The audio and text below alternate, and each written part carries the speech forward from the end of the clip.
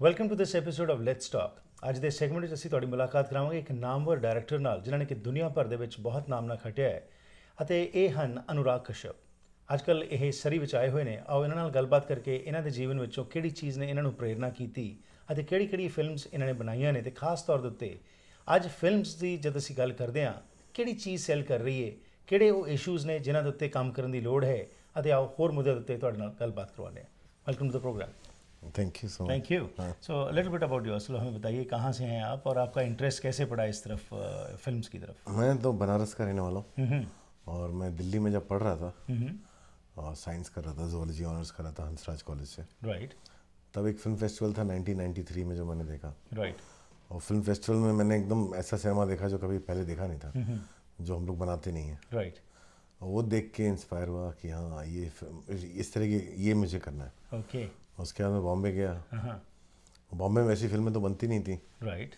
मैं काफ़ी साल तक थिएटर करता रहा, 2-3-4 साल। फिर मैंने अपनी पहली फिल्म लिखी सत्या। अच्छा। राम गोपाल वर्मा की। राइट। तो सत्या से शुरुआत हुई मेरी, उसके बाद फिर तो सिलसिला चालू हो गया। राइट। सो अनुराग, 93 में जो फिल्म फेस्टिवल था, क्या ऐसी चीज़ थी जिसने आपको इंस्पायर कर दिया उसमें? उसमें जो रियलिज्म था, जो मैंने विटोरियो डी सिका की फिल्म्स देखी, न्यू रियलिज्म 1930s 40s की, राइट, उसने मुझे इंस्पायर किया। वो ब्लैक एंड वाइट फिल्में जिन्होंने कि इस तरह का रियलिज्म हमारे सिनेमा में क्यों नहीं है, और मैं उससे काफ़ी रिलेट कर पाता था। तो वो देख करके मैं बॉम्बे गया था। लेकिन जब बॉम्बे गया तो पता लगा वहाँ पे वैसा सिनेमा बन नहीं रहा था। ओके। आई थिंक थोड़ा समय लगा जब तक राम गोपाल वर्मा नहीं आए, उनसे मुलाकात नहीं हुई। हाँ। तो इस समय के दौरान थिएटर जो आप कर रहे थे, कोई इंस्पिरेशन थी आपकी, कोई ऐसा व्यक्ति जिससे आप इंस्पायर हो रहे थे, या वो आइडियाज़ जो आपको इंस्पायर कर रहे थे? आइडिया जो इंस्पायर कर रहे थे मैं चुपचाप लिखता रहता था बस। बाकी थिएटर में तो कर रहा था, वहाँ पे मकरंद देशपांडे, शशि कपूर जी का जो पृथ्वी थिएटर है, वहाँ पे करता था मैं थिएटर, और काफ़ी साल तक किया, 3-4 साल। उसके बाद भी थिएटर चालू रहा मेरा 10-15 साल, बट उसके पहले सिर्फ थिएटर कर रहा था। राइट। सो सत्या से शुरुआत हुई आप? सत्या से मेरी शुरुआत हुई। राइट। और उसके बाद मैंने शूल, कौन, मिशन कश्मीर, फिर दीपा मेहता की फिल्म लिखी वाटर, उसके डायलॉग्स लिखे मैंने। ओके। और उसके बाद युवा और काफ़ी सारी फिल्में लिखता रहा जी। उसी दौरान मैंने 2000 में डायरेक्शन चालू किया। अच्छा। और मेरी पहली 3 फिल्में रिलीज ही नहीं हुई, बैन हो गई थी 6-7 साल तक। ओके। फिर 2007 में रिलीज़ हुई वो दो फिल्में उसमें से। क्या था जो बैन कर दिए गए? मैंने बहुत पॉलिटिकल फिल्में थी, बहुत ज़्यादा रियलिज्म था जो हिंदी सिनेमा रिलेट नहीं कर पाता था। So as a realistic person और रियलिस्ट होने के नाते आज भारत में जो सिचुएशन बनी पड़ी है, ये रियलिज्म की जब हम बात करते हैं, कितने की जगह है या कितने को आपके पास वहाँ पे ऐसे दर्शक हैं जो आपको चाहते हैं कि ये सच्चाई जो है बाहर लाई जाए? अभी तो बहुत है, अभी तो बहुत है। पहले शुरुआत में बहुत कम थे, और शुरुआत में बहुत मुश्किल थी वो फिल्में बनाना। उन फिल्मों को बना के मतलब उसके लिए पैसा ढूंढना, कोई प्रोड्यूसर ढूंढना। राइट। तो हम लोग बनाते थे बड़ी मुश्किल से। तो जो दूसरी फिल्म थी ब्लैक फ्राइडे, वो मिड डे जो पेपर है उसने प्रोड्यूस की थी। ओके। हिंदी फिल्म का इंडस्ट्री का तो कोई प्रोड्यूसर था नहीं। गुलाल भी ऐसे बहुत सारे प्रोड्यूसर से गुजरते फाइनली 2009 में ZTV ने उसको उठाया और रिलीज़ किया। ओके। लेकिन 5-6-7 साल बहुत मुश्किल थी। इसीलिए यही कारण था कि मैं भी आगे चल के प्रोड्यूसर बना, कि इस तरह की फिल्मों का कोई प्रोड्यूसर है नहीं। राइट। तो हम लोग खुद प्रोड्यूस करेंगे। और वो धीरे धीरे आज वो मार्केट बहुत बड़ा हो गया। आज स्टूडियो फंडिंग करता है, आज वो फिल्में चलती हैं, आज वो फिल्में बहुत बनती हैं। हाँ। सो जब आर्ट की बात करते हैं या रियलिस्टिक बातों की बात करते हैं, तो आपने कहा अब वाइडर स्पेक्ट्र है, वाइडर ऑडियंस है। तो इसमें क्या आप समझते हैं कि ये जो चेंज इन द शिफ्ट जो आपको नज़र आ रही है, ये कैसी कैटेगरी है? क्या ये वो पढ़े लिखे लोग हैं जो बातें कर रहे हैं, या एट एन मास जो ये कुछ मूवमेंट चल रही है? नहीं, एन मास मूवमेंट चल रही है, और ज़्यादातर यंग लोग हैं बेसिकली। ओके। ये चेंज आया है इंटरनेट के आने के बाद से। ओके। इंटरनेट आने के बाद से जो हमारी जो स्टूडेंट कम्युनिटी है, उन्होंने दुनिया भर का सिनेमा देखना चालू किया। जिस तरह से मैंने वो फेस्टिवल देखा था 93 में, राइट, तो वो भी दुनिया भर के सिनेमा से एक्सपोज हुए, और फिर उन्होंने देखना चालू किया। और इन तरह की फिल्मों का एक्सेस जनरली इंटरनेट पे था। ठीक। और मेरी जो फिल्में थी जो पहले जो बैन हुई थी, वो भी इंटरनेट पे ही फैली थी। राइट। तो ऐसा नहीं, वो शुरू में सिनेमा हॉल में नहीं फैली थी। ये फिल्में धीरे धीरे फैल के फिर क्या हुआ कि हमारी फिल्में पहले बाहर गई, फिर इंडिया में आई। राइट। तो पहले कान फिल्म फेस्टिवल से वेनिस से शुरुआत हुई। ओके। वेनिस में देवडी और गुलाल दिखाई गई, और फिर उसके बाद अगले साल जो है कान में उड़ान थी, राइट और फिर वेनिस में येलो बूट्स थी। उसके बाद से उन 6 सालों में एज बतौर producer director Cannes film festival में 9 फिल्में जा चुकी हैं मेरी, और टोरंटो में कितनी सारी आ चुकी हैं, और हर Right. जगह।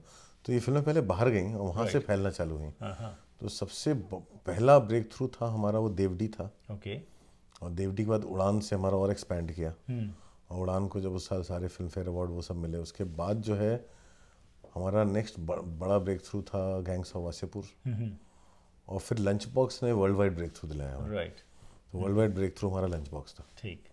तो ये आइडियाज़ जो आते हैं, ये अलग अलग इश्यूज़ को जो आप देखते हैं, इसके बारे में थोड़ा सा बताइए कि your mind keeps on constantly working being a writer, or there is something else which motivates you to do it? No, it's always being a writer in the sense Okay. कोई भी चीज़ होती है वो मैं ऑब्जर्व करते रहता हूँ, देखते रहते हैं, राइट और जनरली जितने भी आइडियाज़ हैं वो कुछ एक्चुअल स्टोरी से ही प्रोवोक होते हैं। तो ऐसा सब कुछ कहीं से नहीं आता। हम लोग कुछ ना कुछ चीज़ें देखते रहते हैं, रिएक्ट करते रहते हैं, हमारे समाज में क्या हो रहा है, पॉलिटिकली क्या हो रहा है, सोसाइटी में क्या हो रहा है, या कोई एक बहुत पर्सनल सी स्टोरी किसी की सुनने में आती है, राइट तो हम लोग अक्सर उसी को पे रिस्पॉन्ड करते हैं, उसी से रिएक्ट करते हैं। राइट। अच्छा, एक बात जो आमतौर पे कही जाती है कि there is no big money involved in you know this kind of theatre जिसको आप प्रमोट करते हैं, और दूसरी तरफ अभी भी वही एक्टर्स जो हैं जो 3 दहाके पहले थे, आज भी जब आते हैं तो यू नो करोड्स में बातें होती हैं। करेक्ट। तो उसके अंदर आप वो शिफ्ट की जो बात कर रहे हैं, are you finding some change in the thinking? उसमें काफ़ी सारा चेंज हो चुका है। मतलब एक ज़माने में जब हमारी फिल्में 2 या 3 करोड़ से ज़्यादा का बिजनेस नहीं करती थी, आज 30, 35, 40 तक। गैंग्स ऑफ वासेपुर का बिजनेस 52 करोड़ था, और उसी तरह अगर आप देखें तो लंच बॉक्स का वर्ल्ड वाइड बिजनेस 100 करोड़ से ज़्यादा था। तो हमारी ऑडियंस एक्सपैंड होकर इंडिया के बाहर जा चुकी है, Right. और डायस्पोरा के बियॉन्ड जा चुकी है। तो इस तरह का सिनेमा बनाना बहुत अभी ईजी हो रहा है, ठीक। और इस तरह की फिल्में लगातार चल रही हैं। राइट मतलब अगर आप देखें तो पिछले 2 सालों में हर फेस्टिवल में एक इंडियन फिल्म है जो अवार्ड जीती है वर्ल्ड वाइड, जी। चाहे वो कोर्ट हो, मार्गरिटा विद अ स्ट्रॉ हो, अभी इस साल टोरंटो में एंग्री इंडियन गॉडेस, मसान कान में, लोकार्नो में थी, राइट बर्लिन में भी थी एक फिल्म धनक, सनडांस में अमेरिका। तो ये सारी फिल्में हर साल एक फिल्म जो है इंडिया से आ रही है जो जीत रही है अवार्ड हर फेस्टिवल में, और ये रिलीज हो रही है और इनका मार्केट एक्सपैंड कर रहा है। राइट फिल्म बाय फिल्म का मार्केट एक्सपैंड कर रहा है, बजट एक्सपैंड कर रहा है। एक ज़माने में जब हमको 1-1.5 करोड़ नहीं मिल पाते थे पिक्चर बनाने के लिए, जी। आज 18-20 करोड़ की फिल्म बन रही है इस तरह की। राइट। लेते एक छोटी सी ब्रेक, वापस आते हैं और जानकारी आपसे लेते हैं, और ख़ास तौर के ऊपर वो न्यू जनरेशन जो इस फील्ड में आना चाहती है, उसमें क्या वो इंग्रेडिएंट्स होने चाहिए कामयाबी के लिए, इस बारे में बात करते हैं इस छोटी सी ब्रेक के बाद। ਘਰ ਇੱਕ ਐਸੀ ਥਾਂ ਹੁੰਦੀ ਹੈ ਜਿੱਥੇ ਹਰ ਕੋਈ ਆਪਣੀ ਨਿੱਜੀ ਜ਼ਿੰਦਗੀ ਦੇ ਸੁਨਹਿਰੀ ਪਲ ਯਾਦ ਰੱਖਦਾ ਹੈ। ਉਹ ਜਗ੍ਹਾ ਜਿੱਥੇ ਉਹ ਰਹਿੰਦਾ ਹੈ ਤੇ ਪਿਆਰ ਭਰਿਆ ਜੀਵਨ ਬਤੀਤ ਕਰਦਾ ਹੈ। ਇਹ ਗੱਲਾਂ ਤਾਂ ਹੀ ਪੂਰੀਆਂ ਹੁੰਦੀਆਂ ਨੇ ਜਦ ਕਿਸੇ ਜਗ੍ਹਾ ਨੂੰ ਸਜੇ ਹੋਏ ਘਰ 'ਚ ਬਦਲਿਆ ਜਾਵੇ। ਨਵੇਂ ਘਰਾਂ ਨੂੰ ਫਰੇਮਿੰਗ ਤੋਂ ਲੈ ਕੇ ਫਿਨਿਸ਼ਿੰਗ ਤੱਕ, ਡ੍ਰੇਪਰੀ, ਪੇਂਟਿੰਗਸ ਤੋਂ ਲੈ ਕੇ ਡੈਕੋਰੇਸ਼ਨ ਅਸੈਸਰੀਜ਼ ਤੱਕ, ਤੁਸੀਂ SK ਹੋਮ ਡਿਜ਼ਾਈਨਸ ਦੀਆਂ ਪ੍ਰੋਫੈਸ਼ਨਲ ਸਰਵਿਸਿਜ਼ ਲੈ ਕੇ ਆਪਣੇ ਸੁਪਨਿਆਂ ਦੇ ਘਰ ਨੂੰ ਹਕੀਕਤ 'ਚ ਬਦਲ ਸਕਦੇ ਹੋ। ਕੰਟੈਕਟ ਕਰੋ Sandeep Kaur 6048259295। Once again welcome back to the programme. ਮੇਰੇ ਨਾਲ ਸਾਥ ਦੇ ਰਹੇ ਨੇ ਅਨੁਰਾਗ ਕਸ਼ਪ, ਜਿਹੜੇ ਕਿ ਡਾਇਰੈਕਟਰ ਨੇ ਬਹੁਤ ਸਾਰੀਆਂ ਐਸੀਆਂ ਨਾਮਵਰ ਫਿਲਮਸ ਦੇ, ਜਿਨ੍ਹਾਂ ਨੇ ਕਿ ਦੁਨੀਆ ਭਰ ਦੇ ਵਿੱਚ ਉਹਨਾਂ ਇਸ਼ੂਜ਼ ਨੂੰ ਉਜਾਗਰ ਕੀਤਾ ਜਿਨ੍ਹਾਂ ਤੇ ਕਦੀ ਗੱਲਬਾਤ ਵੀ ਨਹੀਂ ਕੀਤੀ ਜਾਂਦੀ ਸੀ।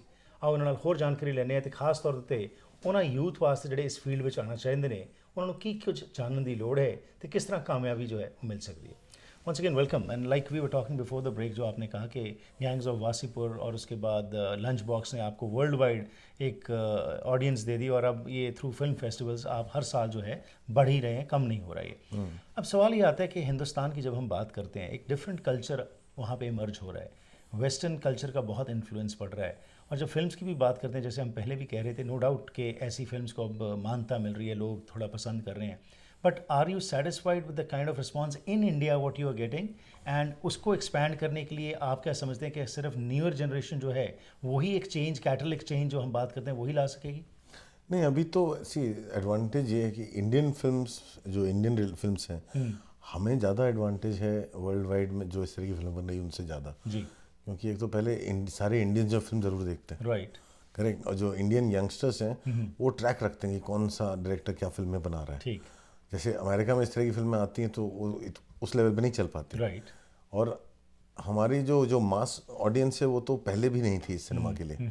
इसके जो ऑडियंस है वो शहरों में लिमिटेड है, इसकी ऑडियंस जो है एजुकेटेड लॉट में लिमिटेड है। राइट जो एजुकेटेड लोग हैं जो शहर में हैं और यंग स्टूडेंट्स हैं, राइट तो ये है। और इसमें से ज़्यादातर जो ऑडियंस है वो इन फिल्मों को एक्सेस इंटरनेट पे ही करती है। और जो नया मीडियम है अभी सिनेमा देखने का, आज इंटरनेट टेलीविजन से ज़्यादा स्ट्रांग हो गया है, इंटरनेट सबसे ज़्यादा स्ट्रांग हो गया है। तो वो जो मीडियम है उस पे जो है इवेंट फिल्म्स लोग नहीं देखते हैं। लोग अब सिनेमा हॉल में जाते हैं इवेंट फिल्म्स देखने के लिए, जो बड़ी बड़ी फिल्में, वो सलमान खान की, शाहरुख खान की फिल्में देखने सिनेमा हॉल में जाते हैं। और ये सब फिल्में जो है या तो साइड बार थिएटर में चलती हैं या फिर टेलीविजन पे आ जाती हैं, इंटरनेट पे देखते हैं लोग। तो जो हमारा मार्केट है हम लोग उसको अच्छे से समझते हैं और उसकी लिमिटेशन में काम करते हैं। और कभी कभी उनमें से कुछ फिल्में निकल के ब्रेक थ्रू करती हैं, जैसे क्वीन ने ब्रेक थ्रू किया था। क्वीन जाके बहुत बड़ी हो गई थी जी। और अभी हाल में तलवार फिल्म ने ब्रेक थ्रू किया। ओके। तो पीकू ने ब्रेक थ्रू किया। राइट। क्या फ्यूचर प्लान्स क्या हैं अभी, और इसी के ऊपर फोकस करके और ऐसी फिल्म्स लाना? हम लोग ऐसी फिल्में कर रहे हैं लगातार, हम लोग इस तरह की फिल्में कर रहे हैं। राइट। हम लोग बहुत सारी फिल्में भी प्रोड्यूस कर रहे हैं और काफ़ी सारे अलग अलग लैंग्वेज में कर रहे हैं, डॉक्यूमेंट्रीज प्रोड्यूस कर रहे हैं। राइट। अभी हमारी अगली जो फिल्म आएगी उसका नाम उड़ता पंजाब है, जो हमने हिंदी फिल्म बनाई है, जिसमें हिंदी मेन स्ट्रीम के एक्टर्स भी हैं, पंजाबी मेन स्ट्रीम के एक्टर्स भी हैं। उसमें करीना कपूर है, तो दिलजीत दोसांझ हैं, और हाँ शाहिद कपूर हैं, आलिया भट्ट हैं। इस तरह का हम लोग जो है करके, और फिल्म मेकर वो है जिसने 1.5 इश्कियाँ बनाई थी। हम लोग उसी समय हम लोग जो है कुछ और, हमने काटियाबाज डॉक्यूमेंट्री रिलीज़ की, हाँ, या वर्ल्ड बिफोर हर रिलीज़ की। तो हम लोग इस तरह की चीज़ें जो है हम लोग एक मिक्स एंड मैच कर रहे हैं और देख रहे हैं कि क्या होता है, क्या रिस्पांस क्या आता है। और हम लोग अपने बजट को कंट्रोल रखते हैं। Of course. वेल, अब तो ये तो हर एक को मालूम है कि पंजाबी सॉन्ग ना हो किसी फिल्म में तो कामयाब नहीं होती। सो एनीवेज, अब बात आती है कि बहुत सारा ग्लैमर है इसके अंदर, you know, you got a lot of recognition, people are after you, और उसी की वजह से न्यूअर जनरेशन में भी एक शौक जो है ये है। नहीं तो पहले इसके ऊपर बहुत नहीं था, लेकिन अब है। अब जो नौजवान इस फील्ड में आना चाहते हैं, एक्टिंग हो जाए या डायरेक्शन हो जाए या प्रोड्यूसर एज, अभी तो लोग आ रहे हैं, अभी तो लोग एजुकेशन करने के बाद आ रहे हैं। राइट। मतलब अभी जिस मात्रा में इंडस्ट्री में इंजीनियर्स आ रहे हैं या डॉक्टर्स आ रहे हैं फिल्म बनाने के लिए, राइट, उतने पहले कभी नहीं आए थे। ठीक। तो आप जो एस्पिरेंट्स हैं उनको क्या मैसेज देना चाहेंगे, नौजवान को जो इस फील्ड में आना चाहते हैं? क्या उनमें गुण होने चाहिए जिसकी वजह से वो कामयाब हो सके? मतलब ये बस यही है कि कामयाबी तो रातों रात मिलती नहीं है। राइट। तो लोगों को अगर मेरे बारे में भी पता है तो पिछले 6 साल का पता है, लेकिन उनको 6 साल से पहले 17 साल थे वो नहीं पता है। राइट। हाँ, तो वो ओवरनाइट नहीं होता कुछ भी। एब्सोल्युटली। जनरली क्या होता है आज की जनरेशन में, क्योंकि ये टच पैड वाली जनरेशन है, उनको सब चीज़ इंस्टेंटली और जल्दी चाहिए होती है। राइट। तो वो एक पेशेंस की ज़रूरत है। दूसरा, ऑनेस्टी की बहुत सख्त ज़रूरत है। ऑनेस्टी बहुत ही अंडररेटेड है। राइट। अगर इस तरह का सिनेमा बनाना है तो वो आपको दुनिया से आप ऑनेस्ट रहो ना रहो, राइट, अपने से ऑनेस्ट रहना बहुत जरूरी है। That's right. और वो ट्रांसपेरेंसी हो जिस तरह की, और कहानी कहना आना चाहिए। तो ये सारी चीज़ें हैं आजकल। बस जल्दी, प्रॉब्लम सबसे बड़ी ये है कि लोग जल्दी में, क्योंकि आज iPhone 6s पे भी आप पिक्चर शूट कर सकते हो क्योंकि वो 4K डिजिटल कैमरा है। राइट। तो लोग जो है उनको लगता है क्योंकि मैं iPhone 6s पे शूट कर सकता हूँ तो लोग कहीं भी जाके विदाउट अंडरस्टैंडिंग की कर सकना और कोई भी आदमी उठा के कर ले, वो उसमें बहुत फ़र्क है। एब्सोल्युटली। राइट। तो लाइट को समझना या एक्सपोजर को समझना या फिर कहानी कहना, राइट, ये सब चीज़ें वो सब भी धीरे धीरे आती हैं। राइट। तो जो थोड़ा जल्दबाजी में लोग रास्ता खो देते हैं। और फिल्म के साथ बस ये है कि एक थोड़ा सा अनफॉरगिवेबल बिजनेस है, राइट। कि आपने अगर एक बार 2 बार नहीं कर पाए तो गए, तो फिर तीसरी बार आपको कोई मौका देता नहीं है। तो ये कंसिस्टेंसी वाला बिजनेस है थोड़ा। Right, but hard work is the key. Hard work is the key. Hard work is the key anywhere. Of course, absolutely, no doubt about it. अच्छा, अब लास्टली मैं चाहूँगा कि आप बाहर आते हैं और ऑफ कोर्स दुनिया भर में घूमते हो। आप कनाडा में आए हुए हैं, आपको यहाँ पे लोगों को मिल रहे हैं, जैसे उनके जज्बात हैं उनसे आप बातचीत कर रहे हैं। क्या आप देख रहे हैं इनमें? क्या वाकई में वो जो स्पिरिट की हम बात करते हैं, do you find that you know that spirit existing? यहाँ पे तो यहाँ पे है, बहुत ज़्यादा है। बिकॉज एक तो यहाँ पे आके लगता नहीं है कि आप बाहर आए हैं। Of course. हाँ, आप खाना भी वही खा रहे हैं, आप मिल भी अपने ही लोगों से रहे हैं। Yeah. और दूसरी चीज़ ये है कि इंडियंस जितने सक्सेसफुल हैं यहाँ पे, वो देख के लगता है कि इनके अंदर एक कुछ करने का जज्बा है। राइट। और ख़ासतौर पे होता है इमिग्रेंट्स में। आप कहीं भी जब इमिग्रेंट्स कहीं भी जाते हैं तो उनका इशू ही सर्वाइवल से शुरू होता है। बिल्कुल। और जब सर्वाइवल से इशू शुरू होता है तो कभी कॉम्प्लेसेंट नहीं होता है। राइट। क्योंकि कॉम्प्लेसेंट हुए तो गए। एब्सोल्युटली। सो वो जो है वो दिखता है चारों तरफ कि इंडियंस कितने छाए हुए हैं यहाँ पे और कितनी मेहनत करते हैं, कितना कर रहे हैं। राइट। और विच इज यहाँ पे भी जो Vancouver south Asian international film festival में मैं आया हुआ हूँ, वहाँ पे जो देखे पूरी कम्युनिटी फीलिंग है। एब्सोल्युटली। और सब इकट्ठा हुआ, और कम्युनिटी लिमिटेड इंडिया से या पंजाब से नहीं है। राइट। वो पूरे साउथ एशिया से। राइट। तो और उस तरह का एक कल्चरल एम्बेसडर हो जाता है कैसा ये फेस्टिवल जो है। राइट। तो क्या आप जो है जो फिल्म जो हमारा डायस्पोरा भी थिएटर में नहीं देख सकता, या वो फिल्में यहाँ पे दिखाई जा रही हैं। Absolutely. Well, congratulations and best wishes for your future endeavours. A pleasure thank you talking so to you. Much, thank you so much sir, thank you.